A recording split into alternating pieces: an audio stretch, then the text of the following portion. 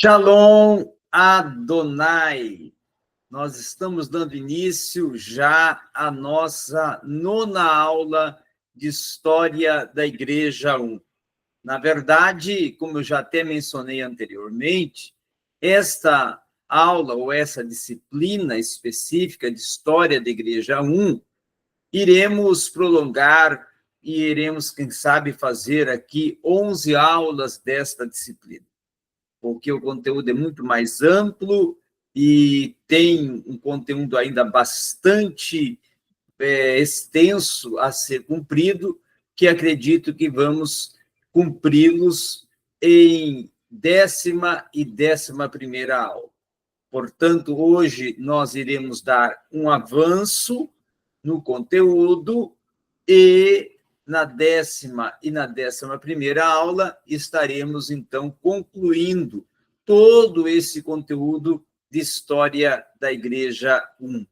Quero também, desde já, estar informando que sempre que tiver alguma dúvida, entre em contato no meu WhatsApp e também, quando a irmã Maria Ângela puder já estar em condições de fazer a aula ao vivo, então entre em contato comigo para podermos retomar as aulas na sexta-feira à noite ao vivo, ok?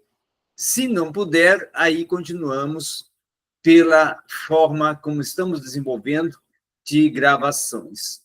Vamos, então, dar início a esta aula, a este assunto que temos para hoje.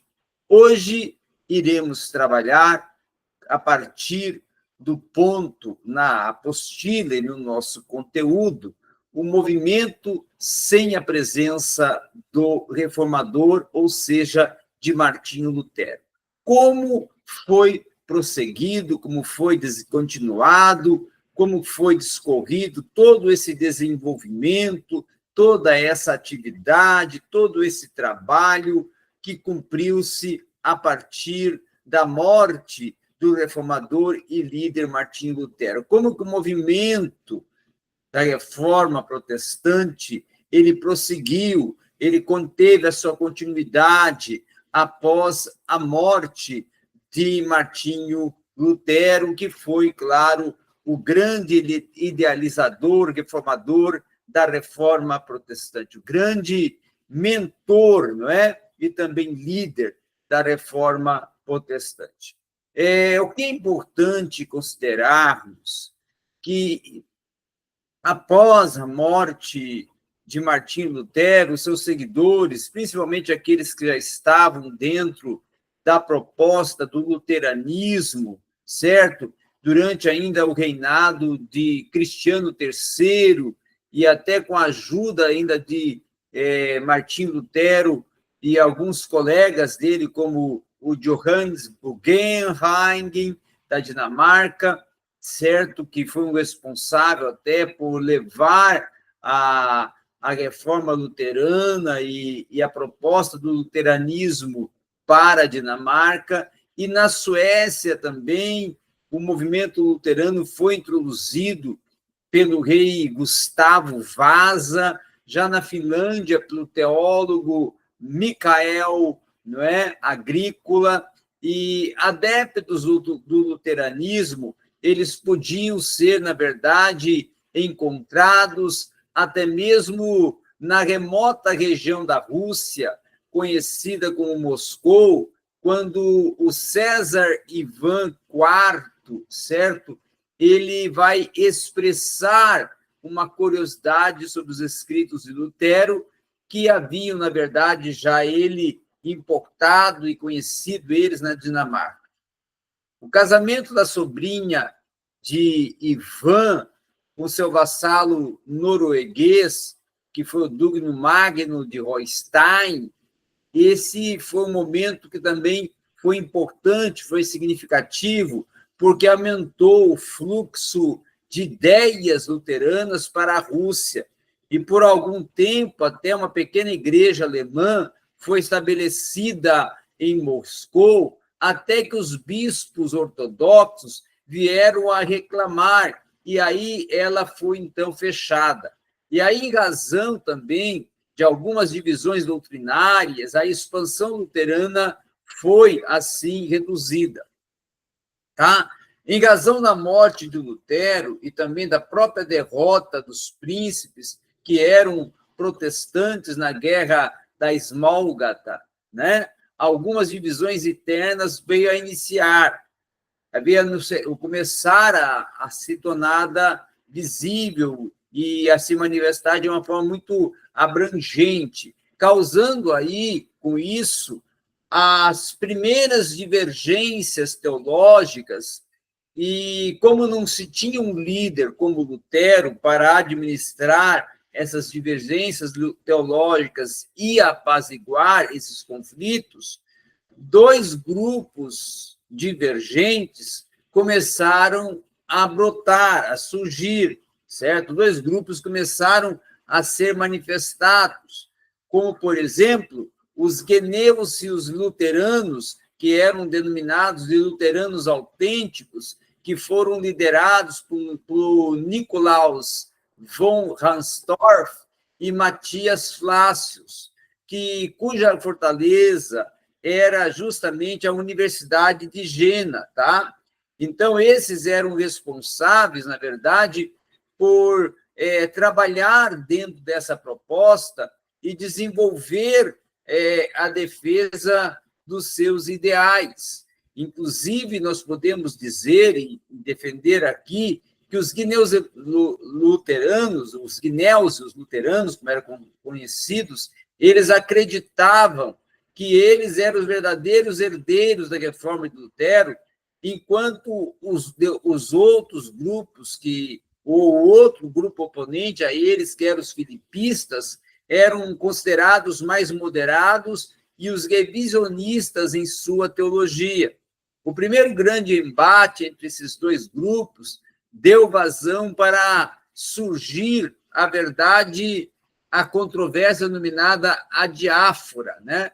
O que veio a ser a diáfora? A diáfora, ela veio a ser as divergências que já estavam surgindo, que já estavam começando a brotar, e, com isso, essas divergências estavam pautadas em Melanchthon, que defendia a restauração de algumas cerimônias católicas tradicionais, por considerar elas questões indiferentes, o que tem a se denominar essa indiferença, ou esse termo indiferença, adiáfora.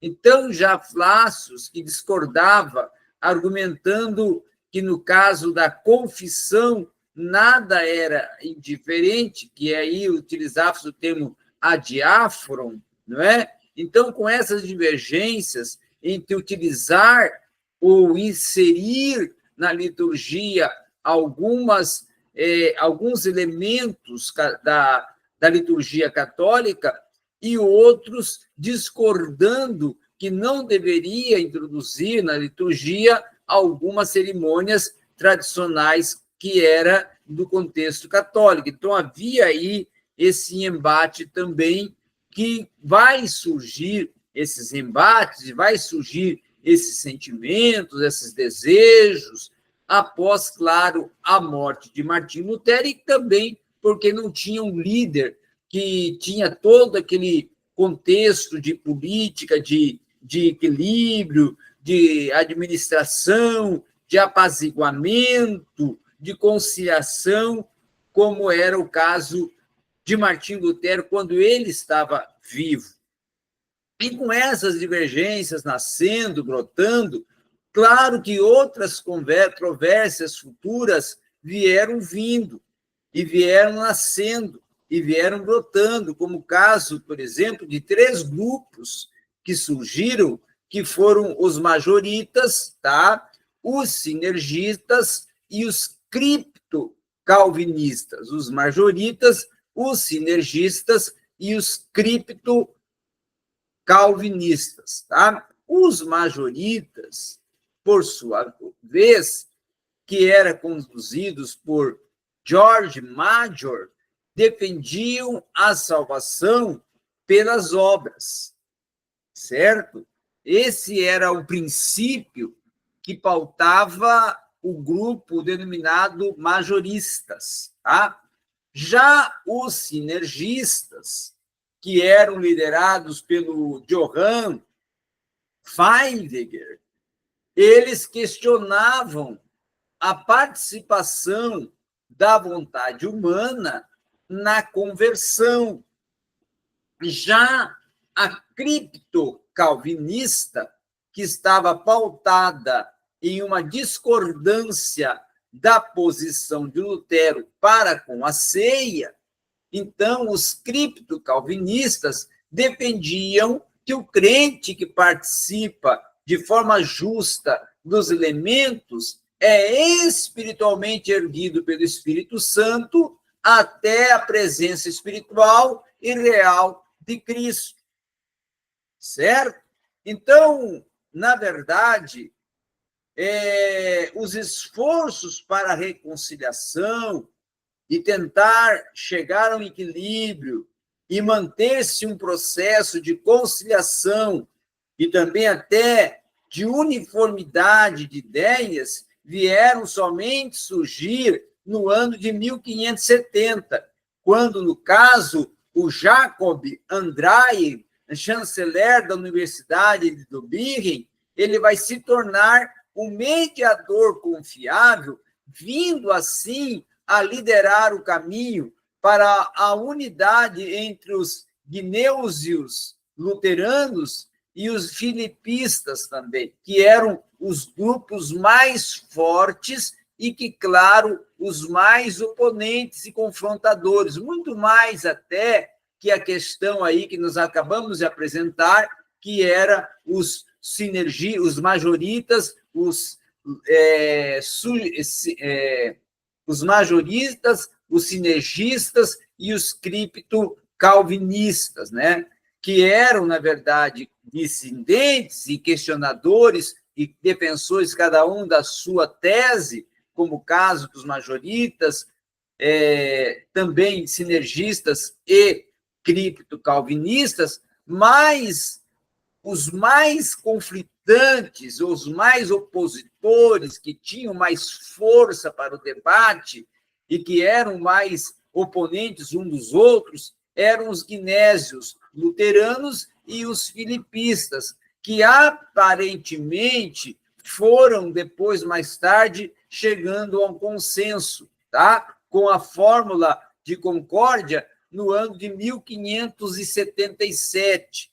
Então, ao chegar ao final do século XVI, já as ideias protestantes elas foram implantadas com recursos até variáveis, conforme cada país propunha, cada país defendia, cada país vinha colocando as suas ideias, e com isso já começa a surgir algumas ideias e se dividirem assim em três correntes, ou até três escolas, ou três propostas de denominações, na verdade, que veriam a partir dessas três correntes surgir.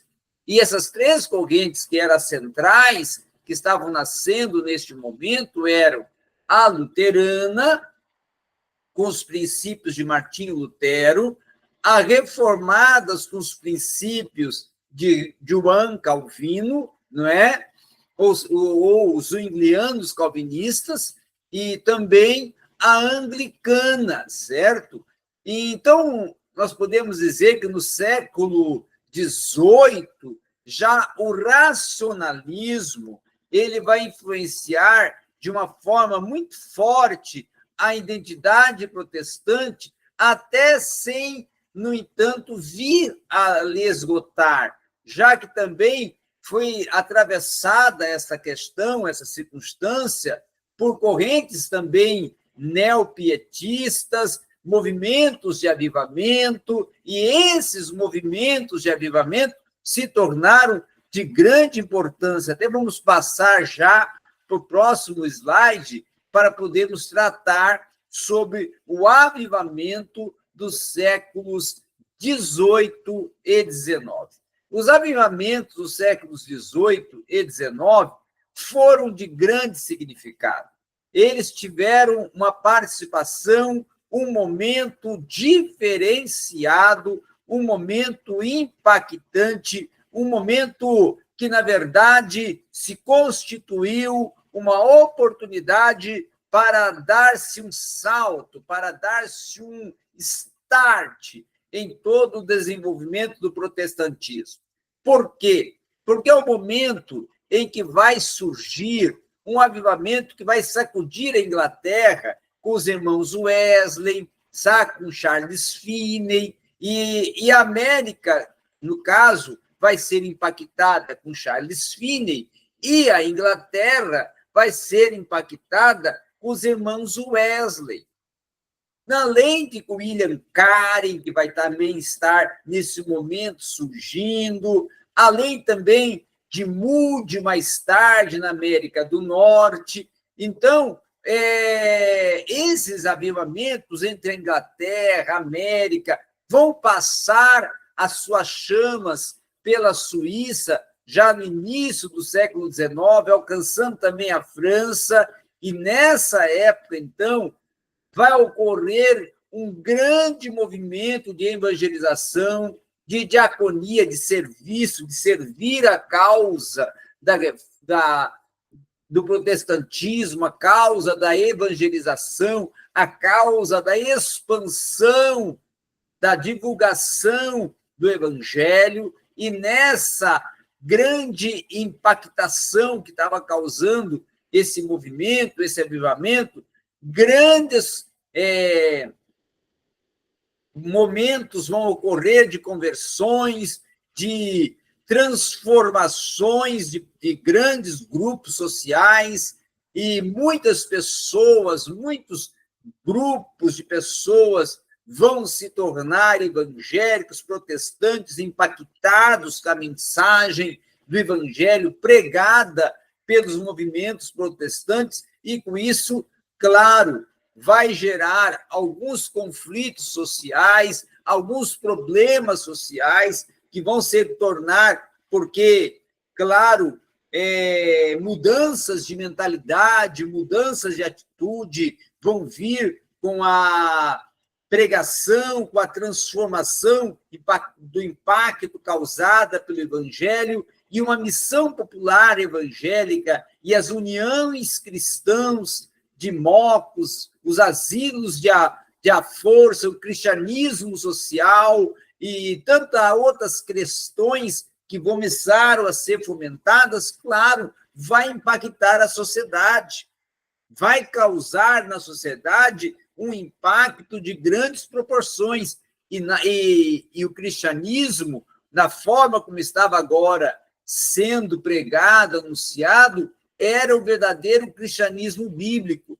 Então, agora, essa liberdade, agora, essa oportunidade de conhecer de um verdadeiro cristianismo, de entrar nas dimensões do evangelho, de viver todo o contexto do que prega, do que defende as Escrituras, através não só de uma verdadeira mudança de conduta, de comportamento, de caráter, mas também de como as nações, como os povos devem viver para viverem em paz, para crescerem, para terem uma estabilidade. Então, todo esse sentido, essa proposta, e claro que também tinha participações de manter a paz social, de manter o equilíbrio político, e muito importante foi a participação para isso,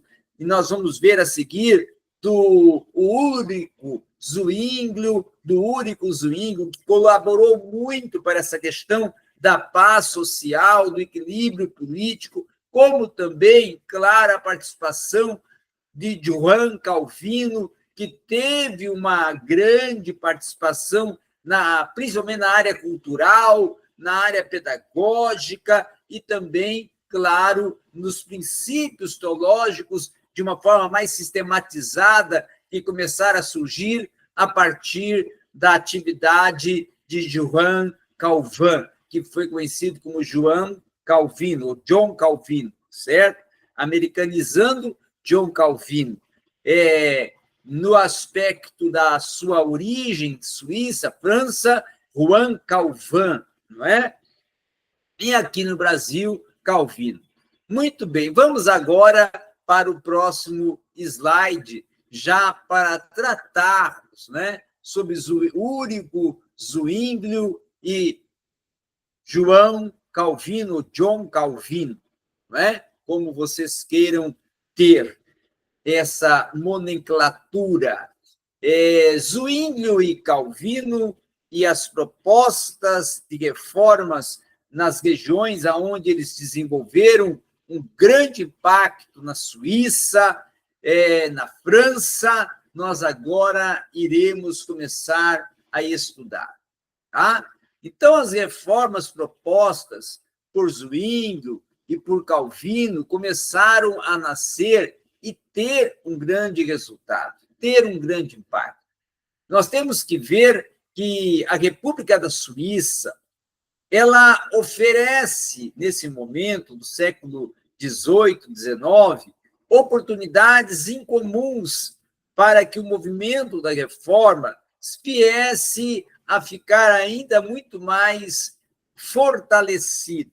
Ao mesmo tempo, também, vai ter alguns obstáculos ou excepcionais surgindo, porque, claro, sempre vai ter um obstáculo para o desenvolvimento da obra e da missão e da propagação do Evangelho. Então, quase 300 anos antes de Úrico Zwinglio começar as suas atividades de reforma protestante na Suíça, vários cantões independentes, como os pequenos estados, como condatos também, entraram em uma confederação, que foi aí que começa a surgir a confederação, para depois, mais tarde, vir a resultar na união daqueles países que eram ligados aos condatos e se tornaram os Países Baixos, né?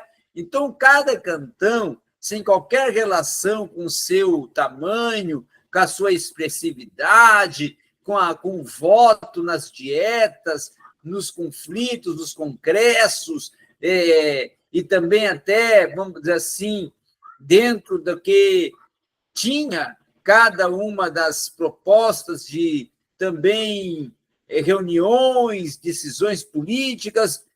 Com isso, essa minoria da população dos cantões que eram menos populosos, que eram mais subsidiados com o trabalho agrícola, que eram mais colocados à mercê de um movimento social mais expressivo, tinha impedido de que a maioria das pessoas dos cantões formados de cidades maiores, que já tinham todo um contexto de sociedade, de economia, de política, de cultura, abraçassem os movimentos que eram já oriundos da reforma, propostos pela reforma. Então, a luta entre os condatos e as cidades rurais e o cantão, ele caracterizou um curso, no início, de esforços da reforma que tinha também propensões de contexto político.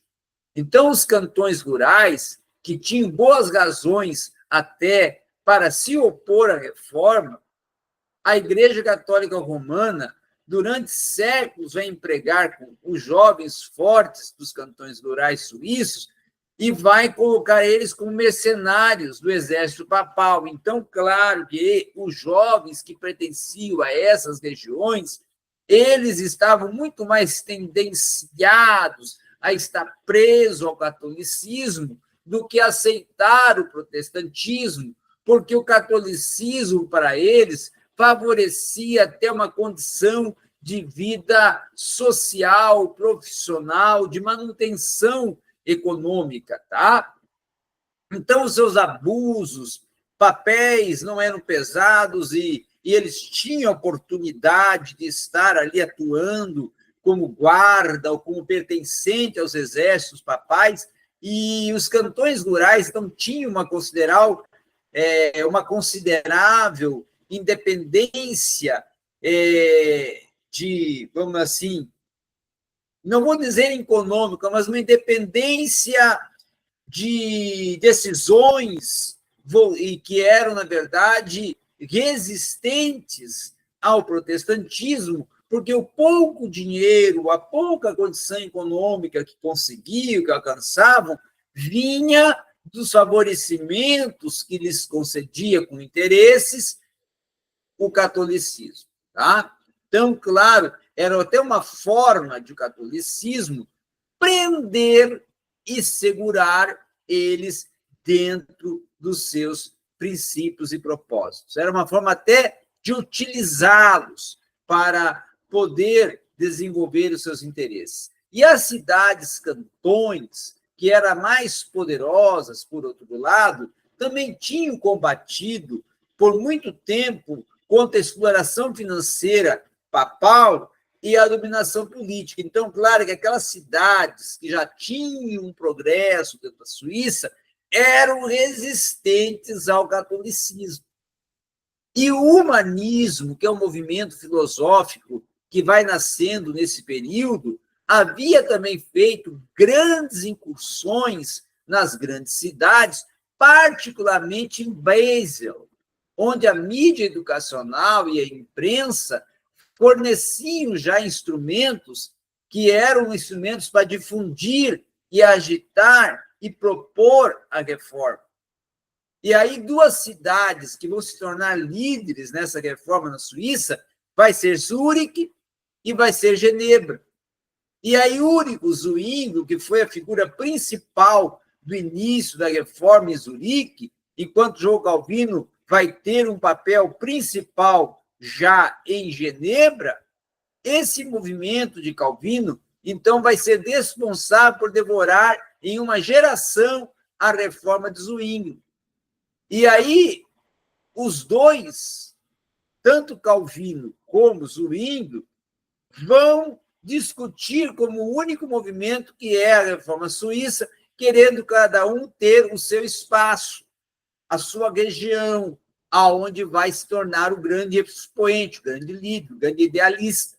Tá? Zwingli, que sempre insistiu, que, por exemplo, que não estava em dívida com Lutero pelos princípios da reforma que ele estabeleceu em Zurique, ele vai ser um grande incentivador, principalmente, de uma intelectualização da sociedade, de uma busca pelo ensinamento bíblico e teológico, mas também vai lutar por uma conciliação política entre os cantões, que eram aqueles dominados pelos pequenos trabalhadores rurais, e as grandes cidades.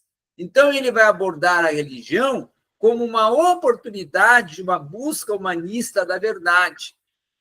E aí, Lutero, por outro lado, ainda quando estava vivo, e ele acompanhou os ideais de Zwingli, ainda já, claro que ele já estava nos seus últimos anos de vida, mas ele já estava acompanhando os ideais e as ações e intervenções de Zwingli na Suíça. Ele era movido, nesse momento, Lutero, por uma grande experiência que vai convencê-lo de que todo esse sistema do catolicismo não poderia trazer a paz à alma de um homem. Então, Zwingli, por meio de reformas, já procurava satisfazer a sua mente a respeito da verdade do cristianismo, e, com isso, Lutero vai aspirar a satisfazer o coração, apropriando-se do verdadeiro cristianismo. E aí, Zwingli, convencido e totalmente absorvido pelos ideais propostos por Martim Lutero, ele vai procurar, então, ser aquele que vai dar continuidade aos ideais de Lutero dentro da Suíça. E Zwingli vai desenvolver um grande trabalho também voltado a escritos, a literatura. E ele foi um grande responsável por impactar com a mensagem do Evangelho e as propostas da reforma toda a Suíça. Mas, porém, as portas da morte chegaram para Zwinglio e ele veio a falecer e veio a ter o seu fim. Mas, antes ainda de morrer, ele desenvolveu um grande trabalho e uma grande atividade.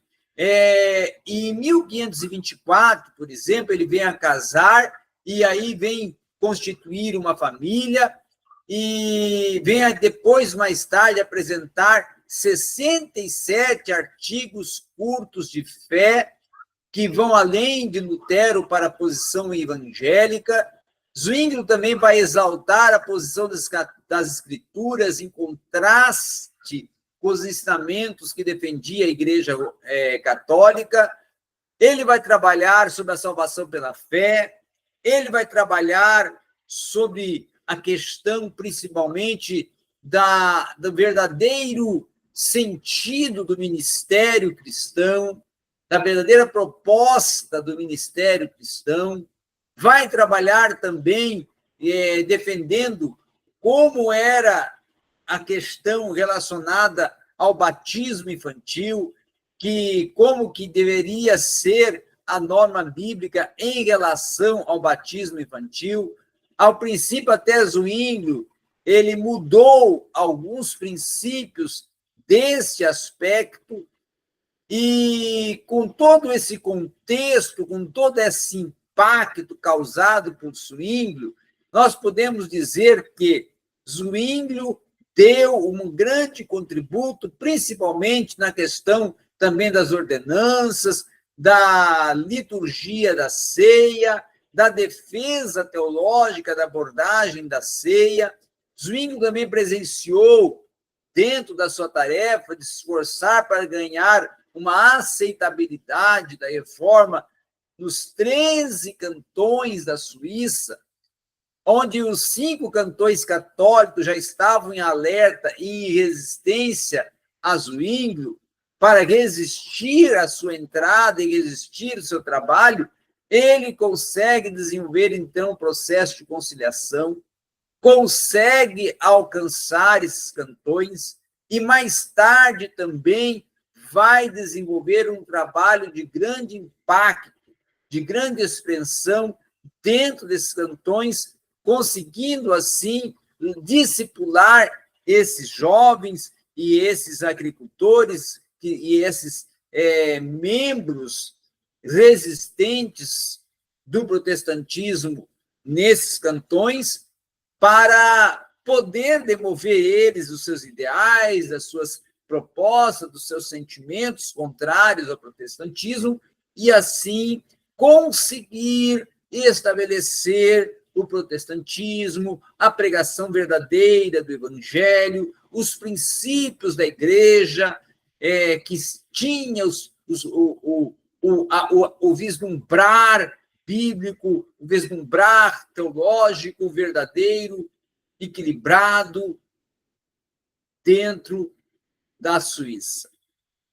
Agora, nós vamos nos voltar para o Calvino, o João Calvino, ou Juan Calvin, e aí vamos trabalhar com o que ele propôs e a reforma que foi conduzida por ele também em uma região da Suíça que foi Genebra.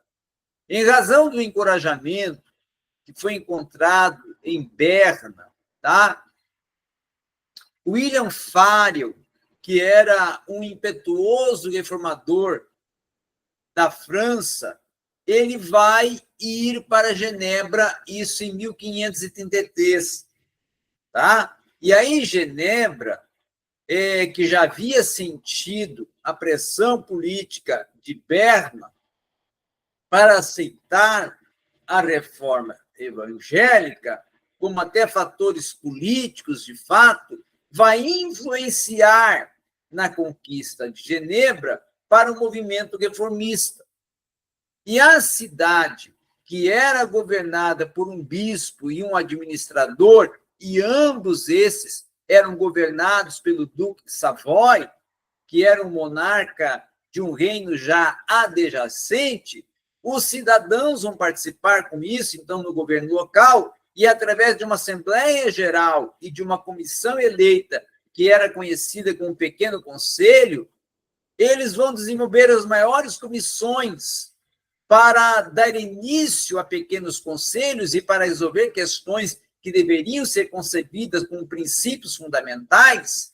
E aí, a partir de 1527, essa antiga hostilidade vai estourar em uma guerra aberta entre as cidades de Genebra e a do Duque de Saboia, e os cidadãos vão conseguir repelir os ataques do Duque com a ajuda de Berna e um vizinho católico. E aí, com isso, Freiburg vai estabelecer a liberdade de Genebra com o incentivo de Berna. E o Guilherme Farel e Antônio Froment, dois pregadores franceses, vão se infiltrar em Genebra e vão propor um interesse da causa evangélica.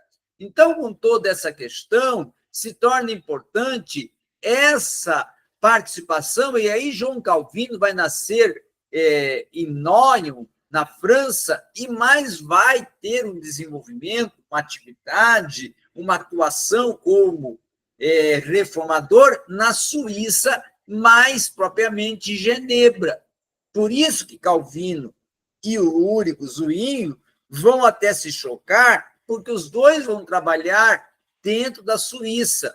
Um em Zurique, que era uma grande cidade, e o outro vai atuar também na Suíça, em Genebra, tá? Que era o polo, não é, das universidades, o polo das grandes estruturas do intelectualismo na Europa, né? Então, automaticamente, Calvino ele já estava familiarizado com as ideias da reforma e já estava envolvido na reforma desde lá do tempo de Lutero, porque ele vai dar um grande apoio também à continuidade do trabalho de Lutero e vai acompanhar o trabalho de Lutero, mesmo ainda na França, e depois, então, que Lutero morre, ele vai migrar da França para a Suíça para começar a atuar, dando continuidade à proposta da reforma protestante em Genebra. E ele pode ser considerado, e foi considerado, vamos dizer assim, o grande exponencial da constituição teológica da reforma protestante, tá? Com as suas sumas teológicas, com também as suas institutas teológicas, e com todo esse contexto de literatura que ele propôs, com comentários, com interpretações de textos bíblicos, com as suas pregações, com as suas propostas, e ele começa com toda uma proposta de transitar entre Paris e também fugindo depois, mais tarde, para Basileia, na Suíça, e se estabelecendo depois em Genebra, para ali começar, então, a desenvolver todo um trabalho de produção literária e defender também os seus ideais junto à reforma na Suíça, principalmente na região de Genebra, onde atuavam os principais intelectuais. Calvino passou um tempo também em Estrasburgo, isso na Alemanha, tá? E ele, mais tarde, vai casar com Hippolyte Pouré, e em 1541, Calvino vai voltar, então, para Genebra, e ali ele vai desenvolver todo um trabalho de formação de novos cleros, vai preparar jovens para ordenações eclesiásticas, vai formar os primeiros presbíteros e diáconos na Suíça. Mais tarde, ele vai escolher 12 leigos como presbíteros regentes na Igreja de Genebra e vai formar os primeiros seminários teológicos nessa região da Europa e dando a oportunidade, então, de uma teologia já voltada para a Bíblia e os primeiros seminários teológicos voltados para o contexto bíblico, teológico bíblico, vieram a nascer com João Calvino, e com isso, mais tarde, em 1559, ele retoma para a Escócia e, com a colaboração agora do John Knox, em 1554, que vai servir lá também como pastor, ele vai, então, ter a oportunidade dos ideais dele chegar na Escócia através de Knox,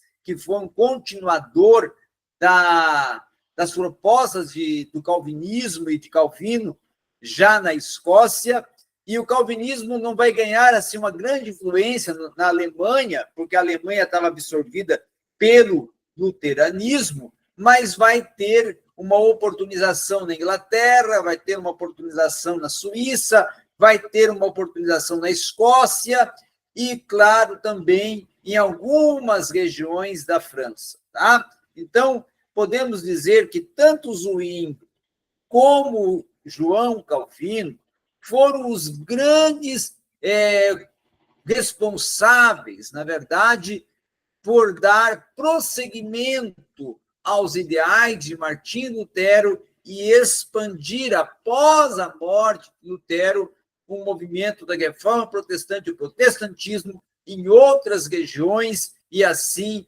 começar a consolidar todo o propósito da Reforma Protestante, que já estava muito bem implantado em algumas regiões da Alemanha, principalmente na Inglaterra, que já, inclusive, estava vivenciando um grande avivamento, estava chegando na Suíça, estava chegando em alguns Países Baixos, como a Iugoslávia, como a Escócia, não é?